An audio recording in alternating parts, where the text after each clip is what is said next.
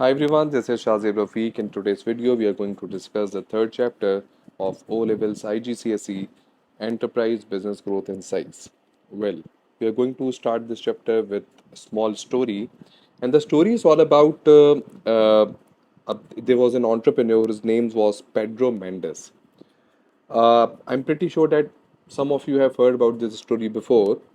Uh, लेकिन story को हम थोड़ा सा डिटेल में डिस्कस करेंगे and the only reason is then और इसको हम फिर रिलेट करेंगे पूरे चैप्टर के साथ ताकि समझने में आसान रहे हमें।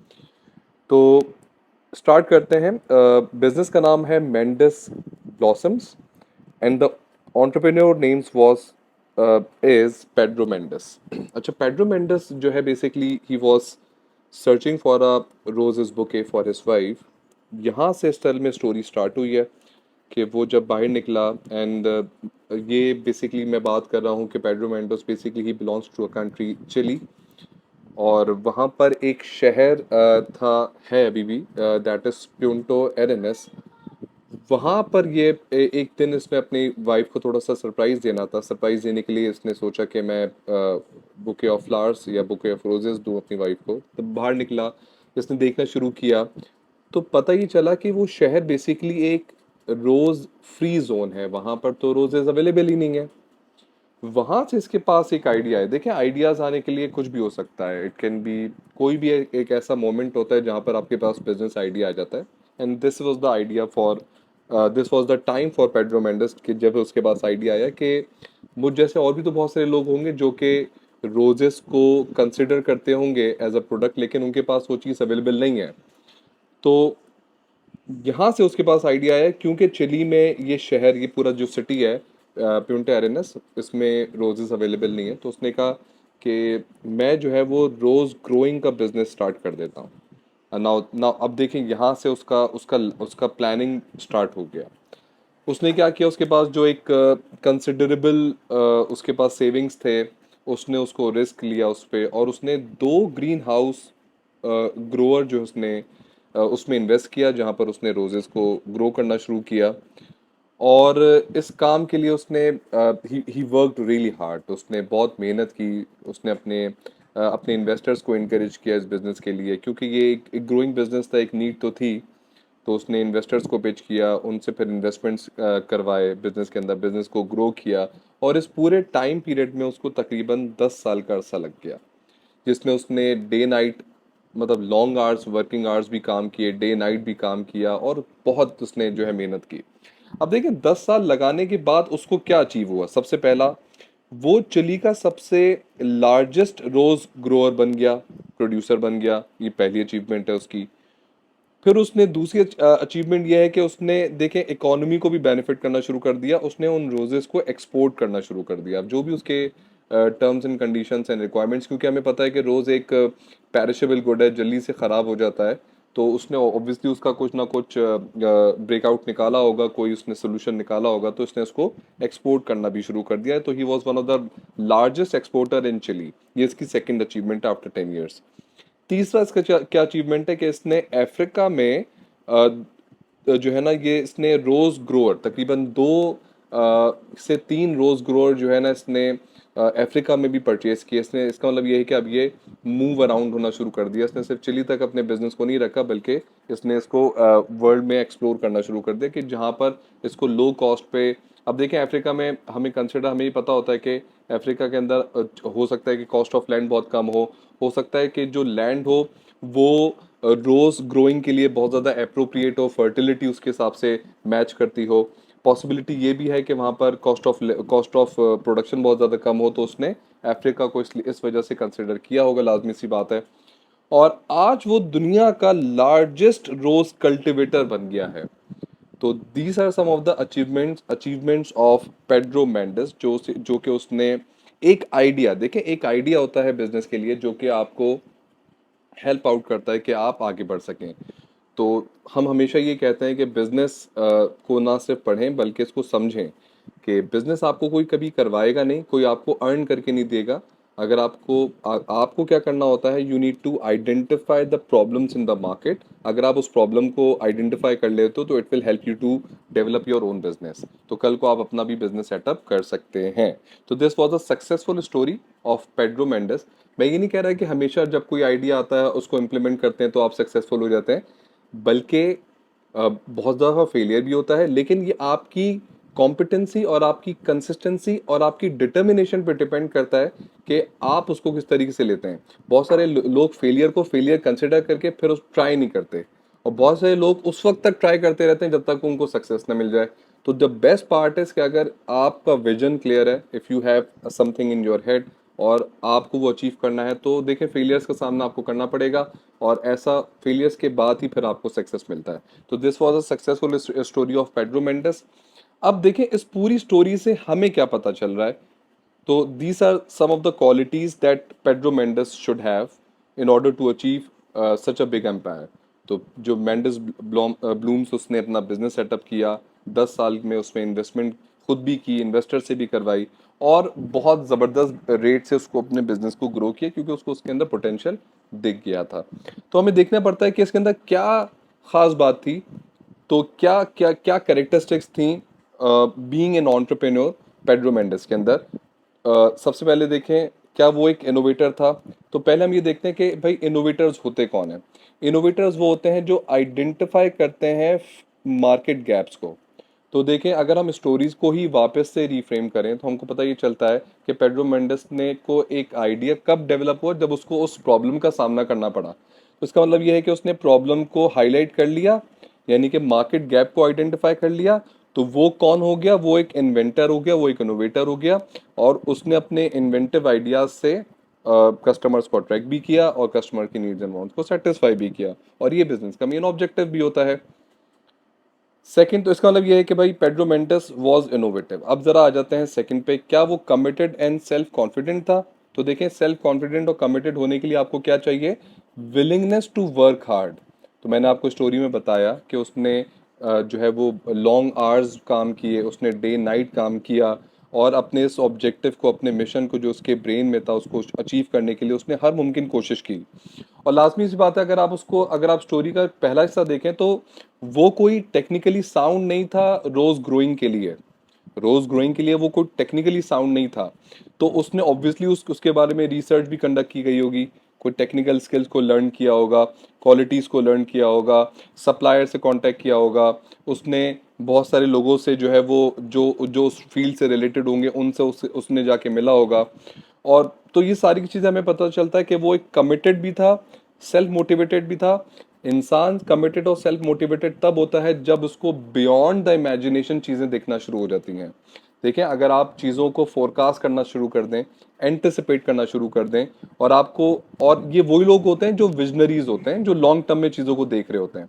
तो अगर आप भी वो काम करना शुरू कर देंगे तो automatic you will start getting the results.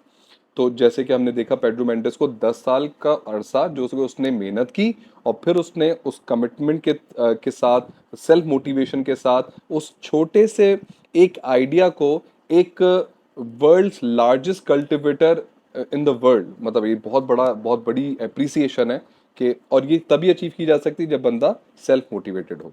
अच्छा, फिर हमें दिखता है कि क्या वो मल्टी स्किल्ड है। तो यस, मल्टी स्किल्ड होगा, लाजमी सी बात है। कैसे पता चल रहा है हमें, अगर हम स्टोरी से ही देखें तो एक तो आइडिया जनरेट करना, दैट वाज इन्वेंशन, इनोवेशन।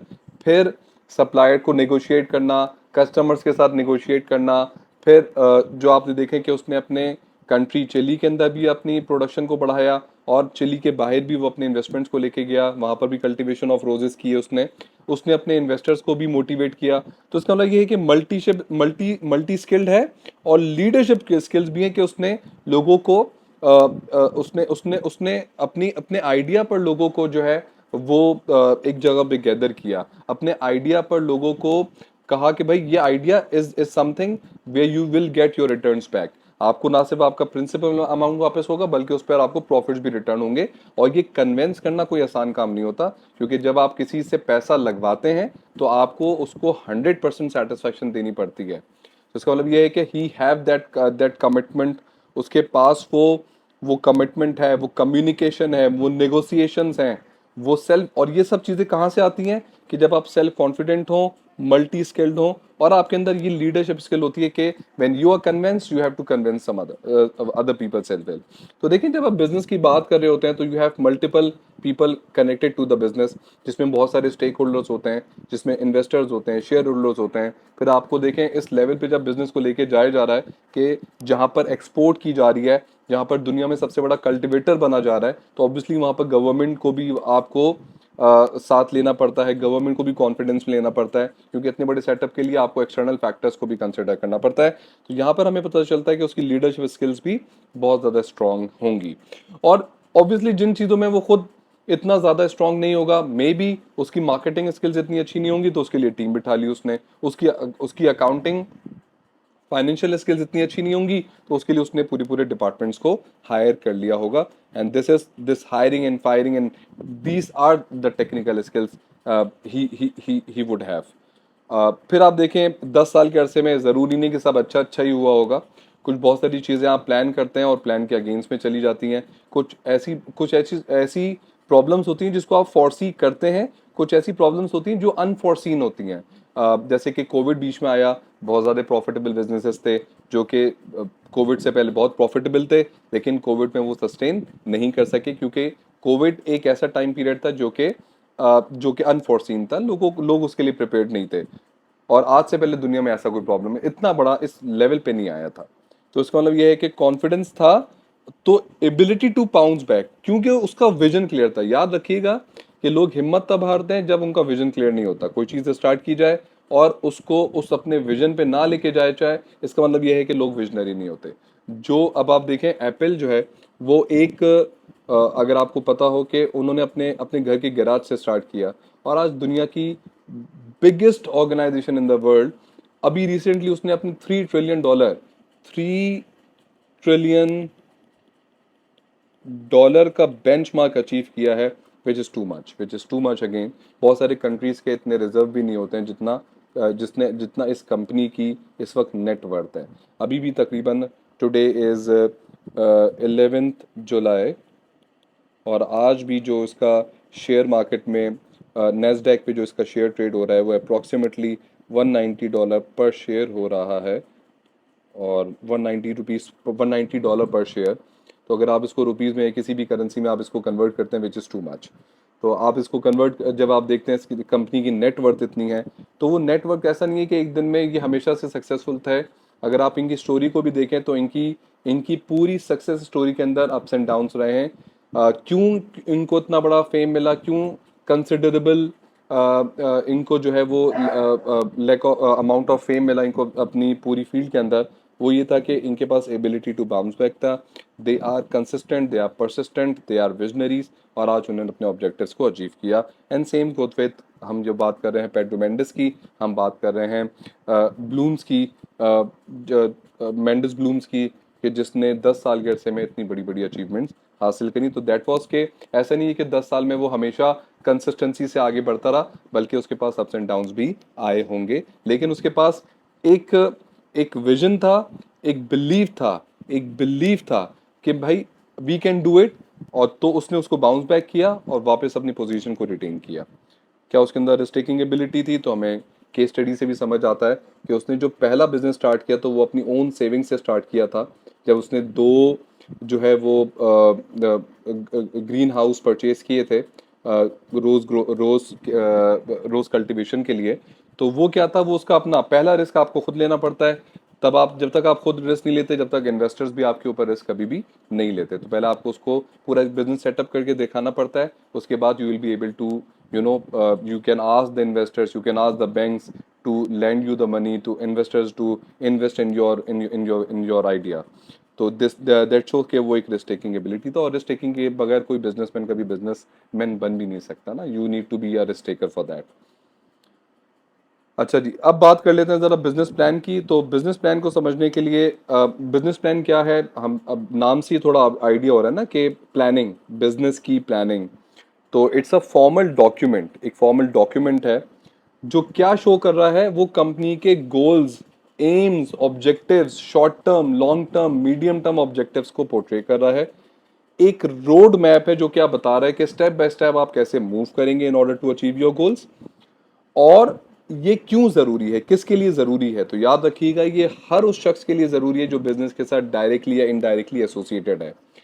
अब चाहे वो एंटरप्रेन्योर्स खुद हों, चाहे वो मैनेजर्स हों, क्योंकि मैनेजर्स को बताना पड़ेगा कि आज क्या करना है, कल क्या करना है, नेक्स्ट वीक क्या करना है, नेक्स्ट मंथ के क्या टारगेट्स हैं, नेक्स्ट ईयर के क्या टारगेट्स हैं, अगले 5 साल में हम कहाँ पर अपने आप को देखना चाह रहे हैं। तो ये क्लैरिटी ऑफ विजन है, आपको क्लैरिटी दे रहा है, आपको स्ट्रैटेजीज डेवलप करने में हेल्प कर रहा है, और ऑर्गेनाइजेशन के ओवरऑल ऑब्जेक्टिव को अचीव करने में हेल्प कर रहा है। तो बिजनेस प्लान क्या है? एक फॉर्मल डॉक्यूमेंट है भाई, एक फॉर्मल डॉक्यूमेंट है विच इज मैंडेटरी। एक बिजनेस को सक्सेसफुल होने के लिए बिजनेस प्लान होना बहुत जरूरी है, चाहे वो एक छोटा बिजनेस हो, चाहे वो एक मीडियम स्केल बिजनेस हो, चाहे वो एक लार्ज स्केल बिजनेस हो। लार्ज स्केल बिजनेस और मीडियम स्केल बिजनेस, तो obviously they have to make a business plan because they need to ask their investors to invest in their business. अब छोटे business इसको इतना ज़्यादा कंसिडर नहीं करते, लेकिन उनके लिए भी प्रेफरेबल है कि वो बिजनेस प्लान को बना के, ताकि उनको पता चले कि डे की डेली, वीकली, मंथली, ईयरली उन्होंने किस तरीके से डिसीजन लेना है। It helps to take better decisions, कम टाइम में बेहतर डिसीजंस, एफिशिएंसी बढ़ जाती है। तो business plan is always recommended. Business plan में क्या क्या चीज़ें शामिल होती हैं? सबसे पहले तो आपके पास एग्जीक्यूटिव समरी आ जाता है। Executive summary means overview of the business, business क्या करना चाह रहा है, बिजनेस के क्या एम्स हैं, क्या ऑब्जेक्टिव्स हैं, कितने टाइम में क्या क्या ऑब्जेक्टिव्स को वो अचीव कर लेगा। एक छोटा सा समरी, एक छोटा सा आउटकम जो कि आप अपने इन्वेस्टर्स को, शेयर होल्डर्स को या तमाम स्टेक होल्डर्स को बता सकते हैं कि भाई ये हमारा विजन है, इसकी तरफ हम मूव करना चाह रहे हैं, and this is what we are going to achieve in the longer run. तो एग्जीक्यूटिव समरी एक ओवरऑल आपके पास प्रिसाइज कंसाइज समरी आ जाती है पूरे बिजनेस की, कि बिजनेस का ऑब्जेक्टिव क्या है। सब फिर दूसरा हमारे पास क्या है? Company description. कंपनी डिस्क्रिप्शन में नेचर ऑफ द बिजनेस क्या है, प्राइमरी, सेकेंडरी, टर्सरी किस सेक्टर में ऑपरेट कर रहे हैं, लीगल स्ट्रक्चर कैसा है, अभी नेक्स्ट चैप्टर से आपको पता चलेगा, क्या सोल ट्रेडर है, पार्टनरशिप है, प्राइवेट लिमिटेड है, पब्लिक लिमिटेड है, कैसा लीगल स्ट्रक्चर है इसका, हमारा प्रोडक्ट क्या है, हमारी टारगेट मार्केट कौन है, और हमारा कंपैटिटिव एडवांटेज क्या है। कंपैटिटिव एडवांटेज बेसिकली, जो कंपैटिटिव एडवांटेज होता है, that is your unique selling point as well. और अगर आप वही चीज़ बेच रहे हैं जो मार्केट में ऑलरेडी बिक रही है, अगर आप उसी प्राइस में बेच रहे हैं, तो कस्टमर्स कभी भी आपकी तरफ अट्रैक्ट नहीं होंगे। आपको हमेशा मार्केट का गैप को आइडेंटिफाई करके यूनिकनेस क्रिएट करनी पड़ेगी, और फिर आप मार्केट में जाएंगे तो automatically you will be able to achieve your targets. तो that is your basically your competitive advantage. फिर हम देखते हैं कि मार्केट एनालिसिस हमने कैसी की हुई है। हमने रिसर्च कंडक्ट की है, कौन सी रिसर्च कंडक्ट की है, प्राइमरी की है, सेकेंडरी की है। तो प्राइमरी से हमारे पास क्या क्या इन्फॉर्मेशन, ऑब्वियसली जो जो हम प्राइमरी से इन्फॉर्मेशन गेन करेंगे that is our first hand knowledge, और वो मार्केट में इतनी रेडिली अवेलेबल नहीं होती है, तो वो हमारे पास यूनिकनेस क्रिएट कर सकता है, which this will help you to identify, या which will help you to develop an strategy which can create an competitive advantage in the market. यहाँ पर हमें देखना पड़ेगा deep understanding of the market dynamics. Dynamics का मतलब होता है कंटिन्यूसली चेंजिंग। से हमें पता है कि मार्केट डायनामिक्स, आप market is very dynamic in nature, बहुत ज़्यादा अनप्रिडिक्टेड है, बहुत ज़्यादा जो है वॉलेटाइल है मार्केट। मार्केट की डिमांड्स अप एंड डाउन्स होती रहती हैं, डिपेंडिंग अपॉन बहुत सारे फैक्टर्स हैं, जिसमें इन्वेस्टर्स के फैक्टर्स भी हैं, डिमांड के अपने कंज्यूमर के फैक्टर्स भी हैं, प्रोड्यूसर के फैक्टर्स भी हैं, और कुछ एक्सटर्नल फैक्टर्स हैं जिसमें इन्फ्लेशन है, एक्सचेंज रेट है, या मार्केट, ये तमाम चीज़ें मिलकर फिर मार्केट को वॉलेटाइल करती हैं। तो बिजनेस को हमेशा सारी चीज़ों को कंसिडर करना पड़ता है। अगर उसके पास रीजनेबल मार्केट रिसर्च टीम है तो वो अच्छी मार्केट एनालिसिस करेगा, and ultimately this will create a competitive advantage in the market. अच्छा, उसके बाद देखें, फिर आपके पास ऑर्गेनाइजेशनल मैनेजमेंट है। आपकी मैनेजमेंट स्ट्रक्चर कैसा है, ऑर्गेनाइजेशनल स्ट्रक्चर कैसा है। आपको पता होगा कि हमारे पास एक फ्लैट स्ट्रक्चर होता है, एक लॉन्ग चेन ऑफ कमांड होती है। ये हम सेकंड यूनिट में जब मैनेजमेंट सिस्टम चैप्टर 7 पढ़ेंगे, ऑर्गेनाइजेशन एंड मैनेजमेंट, तो उसमें हम बहुत डिटेल में इसको पढ़ेंगे कि ऑर्गेनाइजेशनल स्ट्रक्चर कैसा होता है। कुछ लॉन्ग स्पैन ऑफ कंट्रोल होते हैं, कुछ लॉन्ग चेन ऑफ कमांड होते हैं, कुछ वाइड स्पैन ऑफ कंट्रोल होते हैं, सॉरी। तो डिपेंड करता है उस हिसाब से कि आपका ऑर्गेनाइजेशनल स्ट्रक्चर कैसा है। क्या वो हॉरिजॉन्टली ग्रो कर रहा है, क्या वो वर्टिकली ग्रो कर रहा है। ये अगेन ऑर्गेनाइजेशन की नेचर पे और उनकी प्रायोरिटीज़ पे, उनके नॉर्म्स, वैल्यूज़ पे डिपेंडेंट होता है। अगेन प्रोडक्ट एंड सर्विसेज हम क्या दे रहे हैं, ये हम ऑलरेडी ऊपर डिस्कस कर आ चुके हैं। हमारी मार्केटिंग एंड सेल्स स्ट्रैटेजीज क्या हैं, टैक्टिक्स क्या हैं, स्ट्रैटेजीज क्या हैं। हम किस तरीके से डिफ्रेंशिएट करेंगे अपने आप को अपने कंपेटिटर्स इन द मार्केट, इस चीज़ को भी हमने यहाँ पर मेंशन करना पड़ेगा। That will create a unique selling point, जिसको हम ऊपर डिस्कस करके आ चुके हैं, हमारे फीचर्स, हमारी कैरेक्टरिस्टिक्स। फिर हम बात करते हैं यहाँ पर, सॉरी, मार्केटिंग सेल्स में हमने किस तरीके से कस्टमर्स को अट्रैक्ट करना है, बिजनेस को कैसे प्रमोट करना है। प्रमोशन की बात हम यूनिट 3 में करेंगे जब मार्केटिंग की बात करेंगे। तो मैं थोड़ा सा आइडिया आपको दे दूं कि प्रमोशन हम बहुत दो मेरी मेनली आपके पास जो है वो कैटेगरीज हैं। एक अबव द लाइन प्रमोशन है, एक बिलो द लाइन प्रमोशन है। अब वो क्या होती है, कैसे होती है, क्यों होती है, इसको हम इंशाल्लाह यूनिट 3 में जब मार्केटिंग डिस्कस करेंगे तब उसको बहुत डिटेल में बात करेंगे। तो फिर हम बात करते हैं यहाँ पर फाइनेंशियल प्रोजेक्शंस की। फाइनेंशियल प्रोजेक्शंस में आपके पास इनकम स्टेटमेंट है, आपके पास बैलेंस शीट्स हैं, कैश फ्लो फोरकास्ट हैं, कैश फ्लोज हैं, स्टेटमेंट्स हैं। इन तमाम चीज़ों को एनालाइज करेंगे, देखेंगे बिजनेस किस तरीके से मूव ऑन कर रहा है, किस महीने में बिजनेस की शॉर्ट ऑन लिक्विडिटी है, किस महीने में बिजनेस का फ्लो बहुत ज़बरदस्त है। तो उस हिसाब से फिर हम अपने कैश फ्लो फोरकास्ट बनाते हैं, और ताकि हम अपनी लिक्विडिटी क्राइसिस से बच सकें। तो ये तमाम की तमाम चीज़ें हमारे पास बिजनेस प्लान में शामिल होती हैं। फिर हम देखते हैं कि भाई गवर्नमेंट सपोर्ट करता है बिजनेस स्टार्टअप्स को, और क्यों करता है देखें, इसकी बहुत सारी रीजंस अभी एक एक हम डिस्कस करते हैं। पहला रीज़न तो है कि भाई गवर्नमेंट कैसे सपोर्ट करता है, क्यों करता है, ये तो हमें पता है। क्योंकि गवर्नमेंट के पास अगर बिजनेस होगा तो इकोनॉमिक ग्रोथ अचीव होगी, which is one of the macro economic objectives. Job creation होगी, अनएम्प्लॉयमेंट कम होगी, लोगों का इनकम लेवल बढ़ेगा, लिविंग स्टैंडर्ड बढ़ेगा। अल्टीमेटली ये भी एक मैक्रो इकोनॉमिक ऑब्जेक्टिव है जो गवर्नमेंट लॉन्ग टर्म में अचीव करता है। इनोवेशन एंड इन्वेंशन आती हैं ओवरऑल इकोनॉमी के अंदर, टेक्नोलॉजी आती है, बहुत सारे बाहर के फॉरेन डायरेक्ट इन्वेस्टर्स मुल्क में आना शुरू कर देते हैं, फॉरेन डायरेक्ट इन्वेस्टमेंट्स होना शुरू हो जाती हैं, फॉरेन रिजर्व्स बढ़ना शुरू हो जाते हैं। तो ये गवर्नमेंट के ऑब्जेक्टिव्स बहुत क्लियर होते हैं, मैक्रो इकोनॉमिक ऑब्जेक्टिव्स हैं। इसको क्लियर रखते हुए गवर्नमेंट को फिर कुछ रोल प्ले करने पड़ते हैं, अपने मुल्क में बिजनेसेस को डेवलप करना पड़ता है। कैसे डेवलप करेगा, सबसे पहला government can offer you financial assistance. कैसी फाइनेंशियल असिस्टेंस भाई, गवर्नमेंट आपको ग्रांट्स दे सकता है, सब्सिडीज दे सकता है, गवर्नमेंट जो है वो आपको इनिशियल कैपिटल प्रोवाइड कर सकता है। अगर आप बाहर से कोई मशीनरी इंपोर्ट करें तो गवर्नमेंट उसको सब्सिडाइज कर सकता है, उस पर आपको टैक्स इंसेंटिव्स दे सकता है। आपको बोलेगा भाई 5 साल तक आप टैक्स ना दो अपने बिजनेस को, आप वो टैक्स जो आप हमें दे रहे हो वो वापस बिजनेस में इन्वेस्ट करो। तो एक बहुत बड़ा चार्म है इन्वेस्टर्स के लिए कि यार 5 साल तक हमें टैक्स नहीं देना तो सारा का सारा प्रॉफिट है। तो टैक्स एग्जेम्पशंस, टैक्स आपको जो है वो यहाँ पर बेनिफिट्स दिए जा रहे होते हैं, इंसेंटिव्स दिए जा रहे होते हैं। फिर incubators and accelerators, government establish and incubators and accelerators that provide startups physical infrastructure, shared offices। आपने अगर नाम सुना होगा ये पाकिस्तान में कराची में भी बहुत सारे जो है वो गवर्नमेंट बिल्डिंग्स हैं स्टेट लाइफ के नाम से। तो गवर्नमेंट ऑफिसेज वहाँ पर रेंट आउट करती है, और जो बिजनेस अफोर्ड नहीं कर पाते और गवर्नमेंट को पता होता है कि ये बहुत बड़ा पोटेंशियल है, तो गवर्नमेंट उसके अंदर भी उनको बेनिफिट दे सकती है। इसी तरीके से regulatory support, government simplified process follow करवाती है, इतनी ज़्यादा डिटेल में नहीं जाती है, कॉम्प्लेक्सिटी क्रिएट नहीं करती है कि बिजनेस जो है वो डॉक्यूमेंटेशन की वजह से बिजनेस ही सेटअप ना करे। तो उसके अंदर सिंप्लीफिकेशन रखती है प्रोसेस के अंदर, ताकि ज़्यादा से ज़्यादा जो है वो हर्डल्स को रिड्यूस किया जा सके। कौन सी हर्डल्स को, ब्यूरोक्रेटिक हर्डल्स को, जो रूल्स एंड रेगुलेशंस हैं, एडमिनिस्ट्रेटिव बर्डन को, ये रूल्स एंड रेगुलेशंस को गवर्नमेंट करती है, कम से कम करती है, सिंप्लीफाई करती है, ताकि ज़्यादा से ज़्यादा बिजनेस जो है मोटिवेट होकर इन्वेस्टमेंट्स करें। फिर ट्रेनिंग एंड एजुकेशन पे गवर्नमेंट कहती है भाई पैसा लगाती है, लोगों को ट्रेन करती है, बिजनेसेस को स्किल्ड एम्प्लॉयमेंट प्रोवाइड करती है।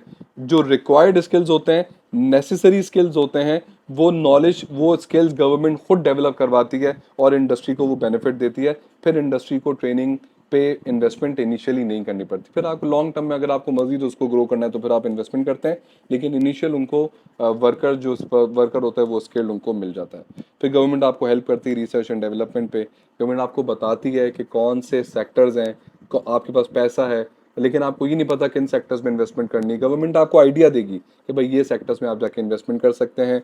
आपको सप्लायर्स भी ऑफर करेगी, आपको पाथवे भी बताएगी भाई कस्टमर्स तक आप किस तरीके से रीच आउट कर सकते हैं। ये गवर्नमेंट कभी कभी उनसे खुद ही बाईबैक भी कर लेती है, ये भी एक बहुत बड़ा बेनिफिट देती है। तो बिजनेसेस को और क्या चाहिए होता है कि भाई सप्लायर भी है, कस्टमर भी गवर्नमेंट खुद है, गवर्नमेंट कहती है इन्वेस्टमेंट करो, तो गवर्नमेंट ये सारी रिसर्च करके बैठी भी होती है। तो रिसर्च पे बहुत ज़्यादा इन्वेस्टमेंट करती है और ताकि इनोवेशंस डेवलप हों, ताकि टेक्नोलॉजी हो, ताकि बहुत सारे एडवांसमेंट्स आए इंडस्ट्रीज़ के अंदर और इंडस्ट्रीज़ के अंदर कंपटीशन भी क्रिएट हो। तो ये तो सारे के सारे मेथड्स वो हैं जो गवर्नमेंट जिस तरीके से आपको सपोर्ट करती है। अब ज़रा बात कर लेते हैं कि भाई बिजनेस साइज को कैसे मेजर किया जाता है, लेकिन उससे पहले हमें ये पता होनी चाहिए कि बिजनेस साइज को मेजर करने के दो बड़े प्रॉब्लम्स हैं। पहला ये कि there are several different ways of measuring business size, कौन से मेथड को सेलेक्ट करेंगे बड़ा प्रॉब्लम है। फिर दूसरा मसला, there is no international agreed definition of small medium and large scale business, कोई एग्रीड डेफिनेशन नहीं है दुनिया के अंदर, हर कंट्री ने अपने हिसाब से बनाई भी है।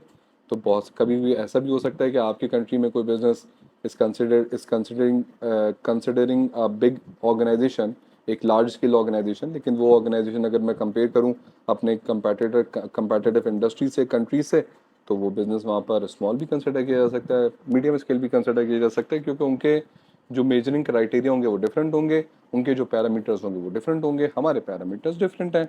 तो ये एक बहुत बड़ा प्रॉब्लम होता है when you are measuring a business size. लेकिन still we need to understand कि भाई बिजनेस साइज को कंसिडर तो करना पड़ेगा। तो बिजनेस साइज में सबसे पहले जो मेथड है जिसके थ्रू हम बिजनेस के साइज को कैलकुलेट करते हैं, that is the number of employees. देखिए नाम से ही पता चल रहा है, number how many people are working in an organization. तो ये कंसिडरेबल भी है, ये पता भी है कि जब किसी ऑर्गेनाइजेशन में large amount of people are working, more people are working, less capital, more employees, तो वो ऑर्गेनाइजेशन भी considerably large scale organization consider होगी। लेकिन हाउ एवर लिमिटेशन आ गई, some businesses only need to employ few people even though they have invested a lot of capital. जब मैंने investment capital में की हुई है, एक मशीनरी मेरे 10 लोगों को काम करके दे रही है, तो मुझे 10,000 लोगों को हायर करने की जरूरत नहीं है ना। मैं तो 100 मशीनरी हायर करूंगा तो ऑटोमेटिकली मेरे 10,000 लोगों का काम हो जाएगा। तो उस सूरत में फिर ये मसला आ जाता है कि बहुत सारे बिजनेसेस जो है वो एम्प्लॉयज़ को कंसिडर करते हैं, बहुत सारे लोग जो है वो कैपिटल एम्प्लॉयड को कंसिडर करते हैं व्हेन दे आर कैलकुलेटिंग। लेकिन again you need to consider it, again you need to consider it कि आप कौन सी इंडस्ट्री में, क्या आप एक कैपिटल इंटेंसिव बिजनेस हैं तो capital employed will be more appropriate, अगर आप एक लेबर इंटेंसिव बिजनेस हैं तो number of employees will be more appropriate. जब आप दो बिजनेस को कंपेयर करेंगे तो उसके लिए भी आपको ज़रूरी है कि वो दोनों बिजनेसेस ऑल्दो वो सेम इंडस्ट्री में लाई कर रहे हैं, लेकिन उनके कंपैरिजन के लिए आपको मेथड कोई एक ही सेलेक्ट करना पड़ेगा। ऐसा ना हो कि दो बिजनेस हैं जो टेक्सटाइल में फॉलो कर रहे हैं, एक नंबर ऑफ एम्प्लॉयज़ को फॉलो कर रहा है, दूसरा कैपिटल एम्प्लॉयड को फॉलो कर रहा है, तो भाई ये कंपैरिजन कभी भी सूटेबल नहीं होगा। फिर आपके पास आ जाता है सेल्स एंड रेवेन्यू पे। तो बहुत सारे बिजनेसेस हैं जो कि सेल्स एंड रेवेन्यू पे डिपेंडेंट होते हैं, लेकिन अब इसमें बड़ा मसला है। अब देखिए दुनिया के बहुत सारे ऐसे बिजनेसेस हैं, आपने बड़ी बड़ी इंडस्ट्रीज या बड़े बड़े ब्रांड्स का नाम सुना होगा, जैसे कि आपके पास नाइकी है, एडिडास है, we have Rolls Royce automobile industry के अंदर बहुत बड़ा नाम, बहुत बड़ा ब्रांड रोल्स रॉयस इतनी गाड़ियां नहीं बेचता जितनी टोयोटा बेचता है। रोल्स रॉयस अगर 100 गाड़ियां बेच रहा है, टोयोटा 10,000 गाड़ियां बेच रहा है, तो रोल्स रॉयस का रेवेन्यू टोयोटा से ज़्यादा ही होगा, क्योंकि उसकी एक एक गाड़ी की जो रेवेन्यू अर्निंग मॉडल है वो बहुत डिफरेंट है। इसका मतलब ये है कि दो बिजनेसेस ऑल दो ऑटोमोबाइल इंडस्ट्री में, लेकिन दोनों कंपेरेबल नहीं है।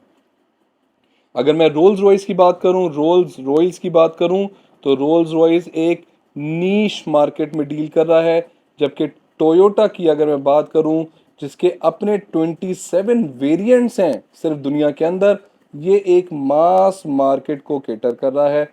और मास मार्केट में आपको पता है कि प्राइजेस डिफरेंशिएट कर सकते हैं। तो यहाँ से हमें पता चलता है कि रेवेन्यू मॉडल भी ये वेरी करता होता है person to person, company to company. तो हमें इस चीज़ को भी कंपेयर करते हुए थोड़ा सा ख्याल करना पड़ेगा कि हम दो बिजनेसेस को जो कि ऑल दो एक ही इंडस्ट्री में फॉलो कर रहे हैं, लेकिन आप उसके मेथड को फॉलो, फिर दोनों के लिए डिफरेंट मेथड्स फॉलो किए जाते हैं। रोल्स रॉयस के लिए फिर आप फॉलो करेंगे रेवेन्यू मॉडल, और टोयोटा के लिए फिर आप फॉलो करेंगे कैपिटल एम्प्लॉयड मॉडल या फिर आउटपुट मेथड, वो भी प्रेफरेबल है। मार्केट कैपिटलाइजेशन अक्सर लोग इसमें थोड़ा सा उनको ये होता है कि भाई कैपिटलाइजेशन क्या चीज़ है। तो मेरा बेटा कैपिटलाइजेशन का मतलब होता है number of shares issued in stock market. इससे लेट सपोज अगर कंपनी है और उसने अपने 100,000 शेयर्स ऑफर किए हुए हैं 10 रुपये के हिसाब से, तो उसकी वैल्यू बनती है तकरीबन 1 मिलियन। तो ये जो 1 मिलियन उसकी वैल्यू बनी है, दैट इज़ मार्केट कैपिटलाइजेशन। तो भाई कितना मार्केट कैपिटलाइजेशन, अगर मैं पाकिस्तान की बात करूं तो पाकिस्तान में एक कंपनी है, अगर आप इसको सर्च करना चाहें, ओ जी डी सी। इसकी मार्केट कैपिटलाइजेशन सबसे ज़्यादा है इस वक्त स्टॉक मार्केट में। पाकिस्तान स्टॉक मार्केट में सबसे ज़्यादा जो वॉल्यूम ट्रेड किया जाता है या सबसे ज़्यादा मार्केट कैपिटलाइजेशन की जाती है। तो अगर आप इसको कैलकुलेट करना चाहें, इंटरनेट पर जाके आप सर्च भी कीजिएगा। मैं नाम बता देता हूँ, OGDC, oil gas development company. ये पाकिस्तान की सबसे बड़ी in terms of capital, market capitalization, बहुत बड़ी कंपनी है ये। आज के रेट पे तकरीबन इसके 84 रुपीज़ का शेयर ट्रेड हो रहा है। और अगर आप इसका मार्केट वॉल्यूम देखें तो मार्केट वॉल्यूम भी सबसे ज़्यादा ही ट्रेड हो रहा होगा। फिर आप देखें मार्केट शेयर का मतलब होता है company sales upon market sales, जैसे मैंने यहाँ पे लिखा हुआ भी है, company sales upon market sales in 200। इसके थ्रू भी हम आइडेंटिफाई कर लेते हैं कि भाई कौन सा बिजनेस जो है वो सबसे ज़्यादा मार्केट शेयर लेके बैठा हुआ है। फॉर एग्जांपल मैं आपसे ये कहूँ, एक लेट सपोज मैं कहता हूँ भाई, सेल फोन कंपनीज हैं, सेल फोन्स कंपनीज हैं, ठीक है, और ये पूरी उसकी मार्केट है। इसमें 3 कंपनीज हैं, ABC। ए के पास जो है वो 30 कस्टमर्स हैं, बी के पास जो है वो 30 कस्टमर्स हैं, सी के पास जो है 40 कस्टमर्स हैं। अगर मुझे सी का मार्केट शेयर कैलकुलेट करना है तो सी की सेल्स कितनी है भाई, 40, कम मार्केट की ओवरऑल सेल्स कितनी है, 100, इंटू मल्टीप्लाई बाई 100, 100 से 100 किया तो ये बन गया आपके पास 40% इसका मार्केट शेयर। तो मार्केट शेयर को हम इस तरीके से कैलकुलेट कर सकते हैं। कंपनी की सेल्स कितनी थी, मैंने आपको बताया था 40, और मार्केट की सेल्स कितनी थी 100, और मल्टीप्लाई बाई 100 कर देंगे तो आंसर कितना आ जाएगा, 40%। ये किसका है, कंपनी सी का, जैसे मैंने आपको अभी ऊपर एग्जांपल दी थी। तो ये मार्केट शेयर है। तो मार्केट शेयर का ताल्लुक सेल से होता है, जबकि मार्केट कैपिटलाइजेशन का ताल्लुक नंबर ऑफ शेयर्स इशूड, जिस रेट पे भी इशू किए गए होंगे और उसको बेच के जो पैसा जनरेट किया गया होगा, जैसे कि आपको देखिए ना, current share price into number of shares issued, उसको आप मल्टीप्लाई कर देंगे तो पता ही चल जाएगा कि मार्केट से आपने कितना पैसा उठाया। लेकिन मार्केट कैपिटलाइजेशन, अब याद रखिएगा कि ये सोल ट्रेडर के लिए एप्लीकेबल नहीं है, पार्टनरशिप के लिए नहीं है, और प्राइवेट लिमिटेड के लिए भी नहीं है। ये आती है मेनली पब्लिक लिमिटेड, जो कि public limited companies are listed on stock market. फिर आगे चलते हैं भाई, बिजनेस ग्रोथ की बात कर लेते हैं। तो बिजनेस ग्रोथ यहाँ पर हमें बहुत इंपॉर्टेंट रोल हमें देखना पड़ेगा। बिजनेस ग्रोथ हमारे पास 2 टाइप की होती है, लेकिन पहले तो हमें समझना पड़ेगा अब बिजनेस ग्रोथ क्यों ले रहा है, what are the reasons for business growth. तो पहला रीज़न आपके पास प्रॉफिट बढ़ा देता है। प्रॉफिट अगेन एक बहुत बड़ा इंसेंटिव है इन्वेस्टर्स के लिए, बिजनेसेस के लिए मोटिवेशन है कि वो बिजनेस को आगे ग्रो कर सकें। फिर आपके पास मार्केट शेयर बढ़ा देता है। मार्केट शेयर आपको कंपेटिटिव बार्गेनिंग पावर देता है मार्केट के अंदर। अगर आप मार्केट लीडर होते हैं तो फिर आप प्राइस सेटर होते हैं, फिर आप नेगोशिएटर होते हैं सप्लायर के साथ, आप अपनी प्राइस सेट करते हैं, सप्लायर आपको उस प्राइस पे देने के लिए जो है आपको जो आप प्राइस ऑफर करते हैं उस प्राइस पे आपको ऑफर करता है चीज़ें। अगर आप मार्केट लीडर हैं तो अब मार्केट लीडर बनने के लिए आपको मार्केट शेयर को बढ़ाना ज़रूरी है। फिर आप देखें इकोनॉमीज ऑफ स्केल। इकोनॉमीज को मैं अभी इतना डिटेल में डिस्कस नहीं करूँगा, जनरली बता दूँ। अगर ये आपके पास एक एवरेज कॉस्ट कर्व है, ये क्वांटिटी है, ये आपके पास कॉस्ट पर यूनिट है, तो अब ये आपके पास बन जाता है एवरेज कॉस्ट कर्व। और ये वाला जो पॉइंट आप देख रहे हैं कि जहाँ पर आपको मैक्सिमम आउटपुट मिल रहा है एट मिनिमम कॉस्ट है, और ये आपके पास, सॉरी, ये आपके पास मिनिमम कॉस्ट है, और ये आपके पास मैक्सिमम आउटपुट है, यानी कि मैक्सिमम आउटपुट आप गेन कर रहे हैं इस पॉइंट पे। तो इसको हम कहते हैं इकोनॉमीज ऑफ स्केल। वो अब आपका बिजनेस ग्रो करता है तो इकोनॉमीज के चांसेस भी बढ़ जाते हैं, लेकिन इकोनॉमीज हमेशा एक लॉन्गेस्ट टर्म ऑब्जेक्टिव है। फिर आपके पास आता है increasing power of the status in the owners directors. Obviously status बढ़ जाता है, और बिजनेस जितना ज़्यादा बड़ा होगा उतना रेप्यूटेबल होगा, जितना ज़्यादा रेप्यूटेबल होगा उतने वो अपने ओनर्स को, अपने शेयर होल्डर्स को प्रेस्टीज देता है, फेम देता है, जिसका बेनिफिट वो उठाते हैं मार्केट के अंदर। आपके रिस्क ऑफ टेक ओवर कम कर देता है बिजनेस, कम भी कर देता है क्योंकि बिजनेस इतना ज़्यादा पोटेंशियली ग्रो कर जाता है, उसकी इन्वेस्टमेंट्स इतनी ज़्यादा बढ़ जाती हैं। कुछ लोग इस पे डिसएग्री भी करेंगे, वो बोलेंगे भाई मार्केट में अगर ज़्यादा शेयर इशू करेंगे तो इससे टेक ओवर होने के चांसेस ज़रूरी हैं, तो आप ना इशू करें।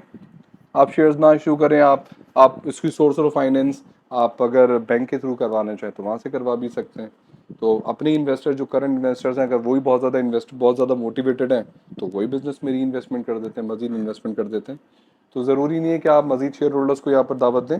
जो करंट इन्वेस्टर्स होते हैं वो भी मोटिवेटेड होते हैं, क्योंकि उनको उससे रिटर्न मिल रहा होता है और वो नहीं चाहते कि मजीद जो रिटर्न मिलने वाला उसमें वो मजीद लोगों को जो है वो बुलाएं और वो शेयरिंग करवाएं। शेयरिंग प्रॉफिट में इन्वेस्टर्स के लिए थोड़ा सा डीमोटिवेटिंग हो जाता है। तो ये तो वजह है कि भाई बिजनेस क्यों ग्रो करना चाहता है। दो किस्म की ग्रोथ है हमारे पास, एक हमारे पास ऑर्गेनिक ग्रोथ है, एक हमारे पास एक्सटर्नल ग्रोथ है। ऑर्गेनिक ग्रोथ को हम इंटरनल ग्रोथ भी कहते हैं। इंटरनल ग्रोथ में बिजनेस अपने ही बिजनेस को आगे कैरी करता है, बिजनेस अपने ही जो है वो बिजनेस को आगे बढ़ाता है, कोई ब्रांचेस अपनी ओपन कर ली। अच्छा, ऑर्गेनिक ग्रोथ आप फ्रेंचाइजिंग के थ्रू भी करते हैं। अभी अगले चैप्टर में ही हम बात करेंगे फ्रेंचाइजिंग क्या होती है, जॉइंट वेंचर क्या होता है। तो टाइप्स ऑफ बिजनेस या legal structure of the business पे बात करेंगे, तो वहाँ पर हम आपको बहुत डिटेल में बताएंगे कि क्या होता है। तो आप उसको रेफर कर सकते हैं यहाँ पर कि organic growth can be achieve through franchising as well. क्या होता है इसको हम इंशाल्लाह डिटेल में डिस्कस करेंगे, लेकिन अगर आप अपनी ब्रांचेस ओपन कर रहे हैं अपने ही नाम से, अपने प्रोडक्ट को आप सेल कर रहे हैं, तो दैट इज ऑर्गेनिक ग्रोथ।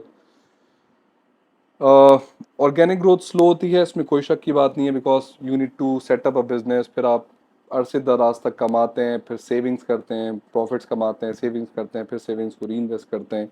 तो एक टाइम पीरियड है, एक काफ़ी टाइम लग जाता है, क्योंकि एडिकेट कैपिटल को गेन करना जो है वो थोड़ा सा आपके लिए टाइम कंज्यूमिंग हो सकता है। और बिजनेस को ग्रो करने में आपको पता है प्रॉब्लम्स हमेशा आती हैं, मैनेजमेंट प्रॉब्लम्स आती हैं। आप किसी को प्रमोट करें तो फिर इस सारे के सारे मामले को हम डिस्कस करेंगे यूनिट 2 के अंदर, when we'll be talking about motivation. और जब हम बात करेंगे रिक्रूटमेंट एंड सिलेक्शन के टॉपिक पे, तो मोटिवेशन पे मेनली आपका ये वाला टॉपिक ज़्यादा क्लियर हो जाएगा। फिर हम बात कर लेते हैं ज़रा एक्सटर्नल ग्रोथ पे। तो एक्सटर्नल ग्रोथ बेसिकली जब आप दो और दो से ज़्यादा बिजनेसेस जो है वो ज्वाइंट हो जाते हैं, कंबाइंड हो जाते हैं।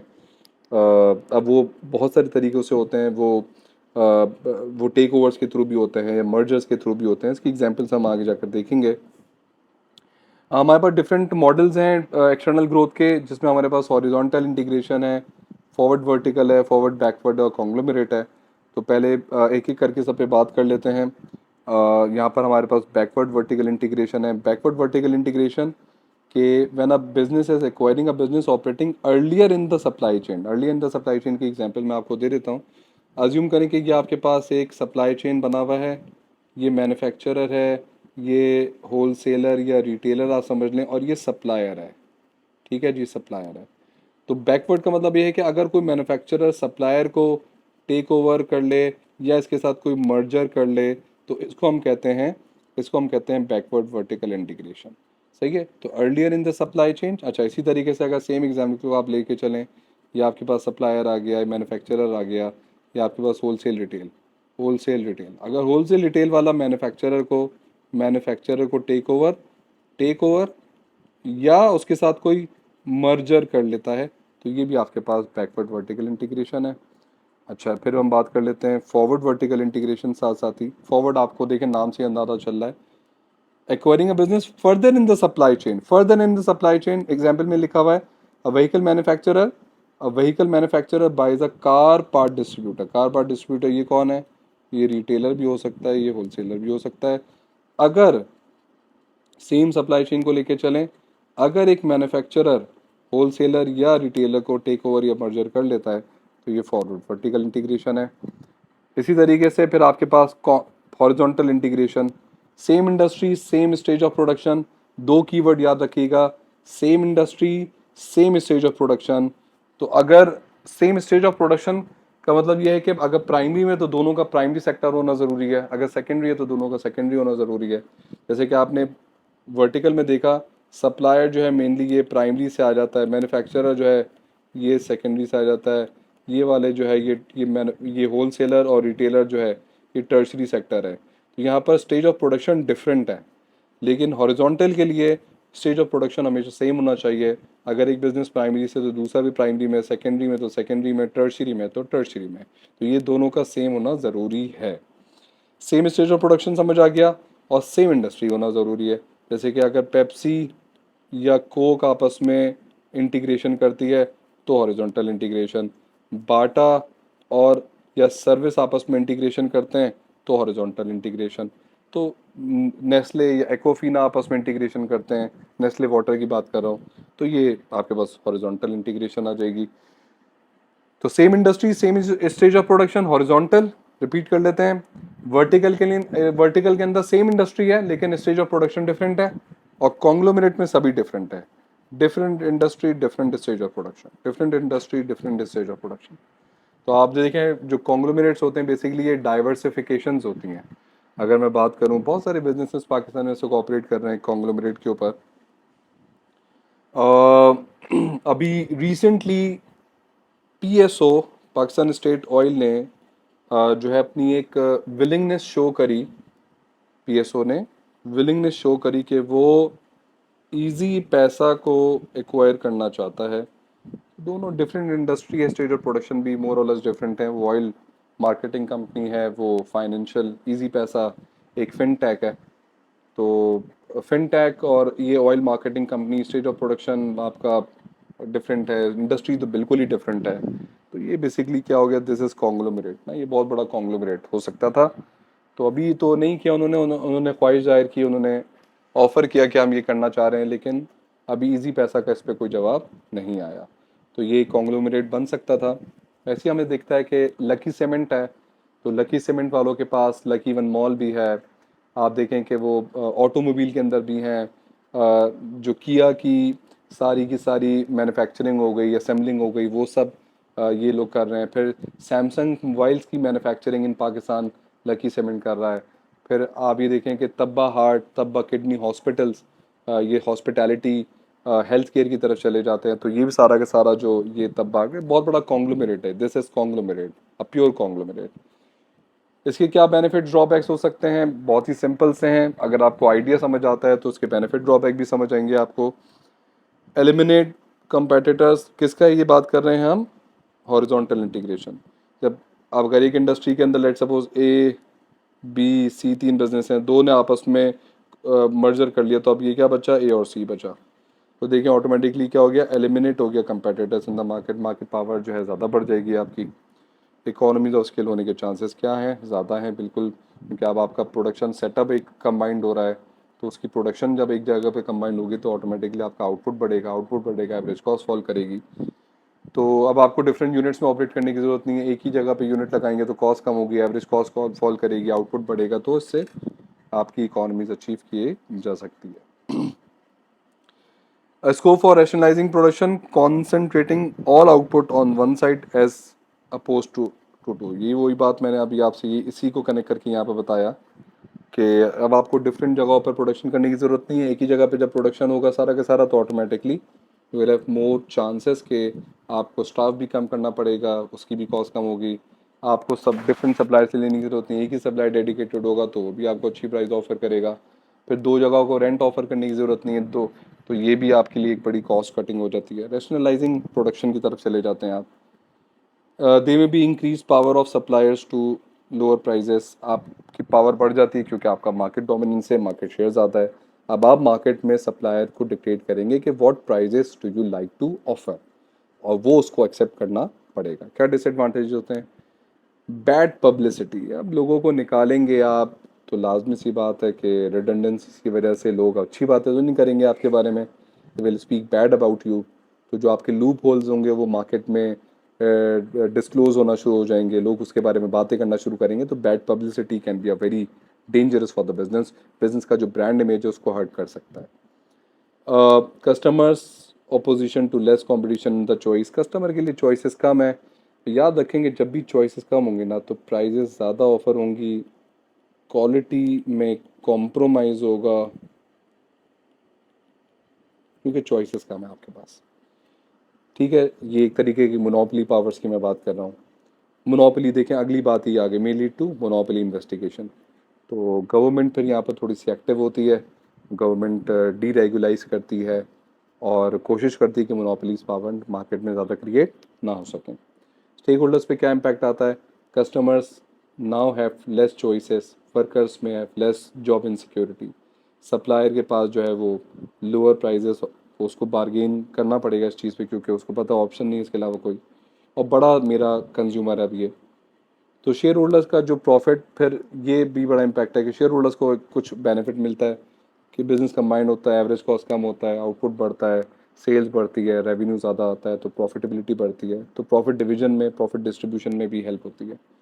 और लोकल जॉब लॉसेस होते हैं, तो ये एक एक्सटर्नल, आपने इकोनॉमिक्स में पढ़ा होगा कि ये आपके पास एक एक्सटर्नल जो है वो कॉस्ट है, एक्सटर्नल कॉस्ट है बहुत बड़ी सोसाइटी के लिए।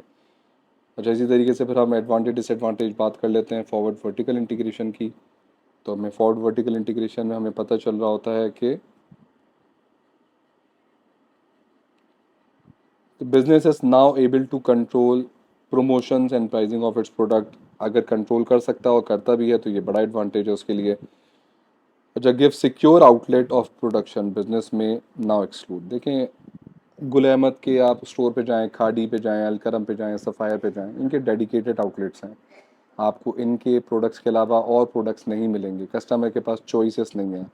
तो कस्टमर जब इनके स्टोर्स पे जाता है, तो अब आपने देखा है कि एक नया कॉन्सेप्ट डेवलप हो रहा है जिसको हम कहते हैं विजुलाइजिंग,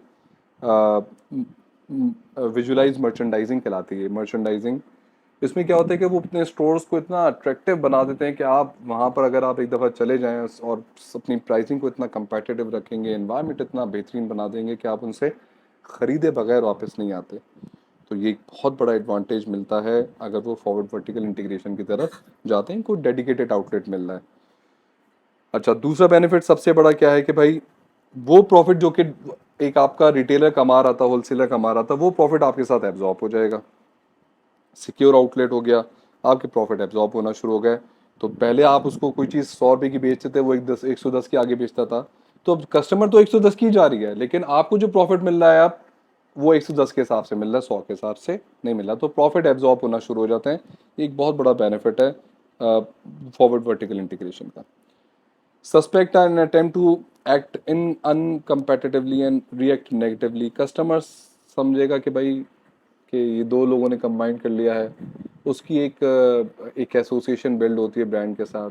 अगर कोई और ब्रांड उसको टेक ओवर करता है तो हो सकता है वो उस लॉयल्टी को हर्ट करे, और लॉयल्टी को अगर हर्ट करता है तो फिर कस्टमर्स अदर ऑप्शंस को एक्सप्लोर करना शुरू कर देता है, जिसकी वजह से आपका मार्केट शेयर गिर सकता है। बिजनेस में experience and lack of experience in the sector of industries again बहुत इंपॉर्टेंट है। Manufacturer does not necessary make a good retailer. आपके अपने आपकी अपनी चॉइसेस हैं, आपके अपने नॉर्म्स हैं, आपका अपना कल्चर है। मैन्युफैक्चरिंग का कल्चर, क्योंकि वो उसका स्टेज ऑफ प्रोडक्शन डिफरेंट है, रिटेल का स्टेज ऑफ प्रोडक्शन बिल्कुल डिफरेंट है। दोनों के नॉर्म्स एंड कल्चर में बहुत बड़ा फर्क आ सकता है, जिसका इम्पैक्ट जब कंबाइन करेंगे ना, उसके बाद फिर आपको पता चलता है कि भाई क्या प्रॉब्लम्स हैं। हो सकता है कि लीडरशिप का प्रॉब्लम हो सकता है कम्युनिकेशन का प्रॉब्लम हो। तो ये बड़े मसले मसाइल बन सकते हैं। वर्कर्स की जॉब सिक्योरिटी यहाँ पर बढ़ जाती है बहुत ज़्यादा। बिजनेस, क्योंकि बिजनेस अब ग्रो कर रहा है, इसका मतलब ये है कि सिक्योर आउटलेट्स हैं। करियर अपॉर्चुनिटीज़ बढ़ जाती हैं, कस्टमर्स के पास कंपटीशन कम होने की वजह से ऑप्शंस कम होने जाते हैं। शेयर होल्डर्स जो है अब यहाँ पर डिपेंड करता है कि बिजनेस अगर तो वो जो मैंने अभी आपसे बात कही कि किसी किस्म के कोई इंटरनल अफेयर्स प्रॉब्लम्स ना आए, नॉर्म्स, कल्चर, वैल्यूज़, लीडरशिप, ये प्रॉब्लम अगर हर्ट ना करे तो बिजनेस प्रॉफिटेबल होगा और फिर शेयर होल्डर्स के लिए प्रॉफिट जनरेट करेगा, वरना नहीं करेगा। ये भी एक बड़ा मसला है। वर्टिकल इंटीग्रेशन में आपके पास बैकवर्ड वर्टिकल सेम, बिल्कुल सेम चीज़ है। मैं इसको वापस इतना डिटेल में नहीं जाऊँगा। जो बेनिफिट पहले आपको बीइंग या सप्लायर होलसेलर मिल लेते हैं, अब आपको वो बेनिफिट पीछे से अपने सप्लायर से मिलना शुरू हो जाएंगे। क्वालिटी आपकी कंट्रोल हो जाएगी, रिसर्च आपको डायरेक्ट इम्प्रूव हो जाएगी, क्योंकि आपको आपको पता चल जाएगा ना कि कस्टमर से भी डायरेक्टली आप फीडबैक ले रहे हैं। तो और दूसरा ये है कि सप्लायर से भी आप डायरेक्ट फीडबैक ले रहे हैं, तो आपको आपका रिसर्च क्वालिटी बहुत ज़्यादा बढ़ जाता है। फिर आपके दोनों के प्रॉफिट्स भी एब्जॉर्ब हो जाते हैं कि सप्लायर पहले अपना प्रॉफिट रख के आपको बेच रहा था, अब ऑब्वियसली वो आप ही का पार्ट है, तो अब आपको वो रेट टू रेट ऑफर करेगा, जिससे आपकी प्रॉफिटेबिलिटी एब्जॉर्ब हो जाती है। बिजनेस की एक्सपीरियंस अगर ना हो तो सप्लाई चेन में बहुत बड़ा प्रॉब्लम आ सकता है। और देखें, the supplying business may become complacent due to having guaranteed customers. अब रिलैक्सेशन का बिजनेस में जब भी प्रॉब्लम जो आता है ना बड़ा, वो एक रिलैक्सेशन का आता है। अगर आप रिलैक्स फील करना शुरू कर देते हैं तो फिर आप इनकॉम्पिटेंट हो जाते हैं। You have to be on your toes every time. आपको पता है मेरा डेडिकेटेड सप्लायर है, चीज़ें ऑन टाइम डिलीवर कर देगा, बस यही चीज़ जो है ना, फिर आप उसके ऊपर नज़र नहीं रखते, फिर आप उसकी गलतियों को इग्नोर करना शुरू कर देते हैं। तो अल्टीमेटली क्या होता है फिर कि आपके पास जो है ना ये प्रॉब्लम्स आना शुरू हो जाते हैं। तो यहाँ पर हमें इस चीज़ का ख्याल रखना पड़ेगा कि भाई आपने रिलैक्स नहीं होना, और आपने अपना 100% इसको, जैसे आप पहले भी लेके चल रहे थे अभी भी आप उसको वैसे ही लेके चलें। फिर हमारे पास कॉन्ग्लोमरेट के बेनिफिट ड्रॉबैक्स की हम बात कर लेते हैं। तो डाइवर्सिफिकेशन है, इंडस्ट्री डाइवर्सिफिकेशन है, रिस्क आपका डिवाइड हो जाता है, एक इंडस्ट्री परफॉर्म नहीं कर रही दूसरी इंडस्ट्री परफॉर्म कर लेगी, तो आपको कभी भी कैश फ्लोज के इतने ज़्यादा प्रॉब्लम नहीं आ पाते। ड्रॉबैक्स आपके होते हैं कि मैनेजमेंट एक्सपर्टीज़ का मसला आ जाता है, आपकी एक्सपर्टीज़ डिफरेंट थी, आपने एक्वायर कर लिया, उनकी एक्सपर्टीज़ डिफरेंट है, अब आप उसको हैंडल नहीं कर पा रहे हैं, आपका फोकस आउट हो सकता है। फोकस, क्लियर फोकस यहाँ पर होना बहुत मुश्किल है। फोकस नहीं होगा, डायरेक्शन नहीं होगी, डायरेक्शन नहीं होगी, डिसीजन मेकिंग में प्रॉब्लम आएगा। ये एक बहुत मेजर प्रॉब्लम है जो कि कॉन्ग्लोमरेट की वजह से फेस किया जा सकता है। करियर अपॉर्चुनिटीज़ बढ़ेंगी ऑब्वियसली, जॉब सिक्योरिटी यहाँ पर जो है वो ज़्यादा बेहतर रहेगी, और प्रॉफिट जो है वो ऑब्वियसली, अगर एक बिजनेस नहीं कर पा रहा तो you have an alternative to work with, तो शेयर होल्डर्स यहाँ पर थोड़ा सा रिस्क फैक्टर उनका कम हो जाता है। फिर हम बात करेंगे कि भाई वाई डू बिजनेस सक्सीड, क्या वजूहत होती हैं बिजनेस के सक्सेस की। तो बिजनेस सक्सीड करता है अगर उसकी गुड अंडरस्टैंडिंग है विद द कस्टमर्स नीड्स, वो पता है कस्टमर को क्या चाहिए, वो उसको पिच करेगा और सेल क्रिएट करेगा। एफिशिएंट मैनेजमेंट ऑपरेशंस, आपकी मैनेजमेंट बहुत इफेक्टिव एंड एफिशिएंट है, अंडर कंट्रोल है, जिसकी वजह से आपकी कॉस्ट भी कंट्रोल रहेगी, कम्युनिकेशन भी इफेक्टिव रहेगी, और बिजनेस के सक्सेस होने के चांसेस बहुत ज़्यादा बढ़ जाते हैं। फ्लेक्सिबल डिसीजन मेकिंग, आपके पास हमेशा प्लान्स होने चाहिए, plan A, plan B, plan C, ये नहीं हुआ तो ये हो जाएगा, ये नहीं हुआ तो ये हो जाएगा। अगर बिजनेस को सक्सेसफुल बनाना है तो you have to be flexible with the market dynamics, with the market dynamics.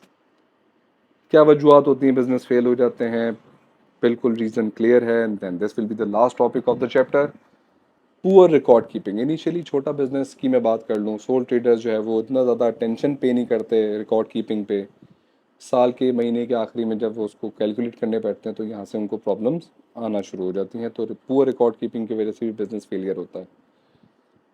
आपने एग्रेसिवली परचेजिंग कर ली, बहुत ज़्यादा कैश की सिग्निफिकेंस को आपने जज नहीं किया, अब आपके पास जो है ना ये प्रॉब्लम आना शुरू हो जाएगा, कैश फ्लो कम होगा, ultimately leads to failure. Poor management skills, poor management skills में आपके पास देखिए, मैनेजमेंट स्किल्स जो है ना ये एक बहुत ही अलग डोमेन है, और इसको बहुत आप ज़्यादा अंडरस्टैंड करेंगे अगले चैप्टर में जब हम बात करेंगे इनकॉर्पोरेटेड एंड अनइनकॉर्पोरेटेड बिजनेसेस में। तो उनका जो मेजर डिफरेंस होता है वो मैनेजमेंट का होता है, तभी बिजनेस ग्रो करता है। तो मैनेजमेंट स्किल्स के लिए, अगर आपकी मैनेजमेंट स्किल्स, आप हर चीज़ में अच्छे नहीं हो सकते, तो कुछ चीज़ें में जहाँ पर आप लैग करेंगे वहाँ पर गलती करेंगे अल्टीमेटली लीड्स टू फेलियर।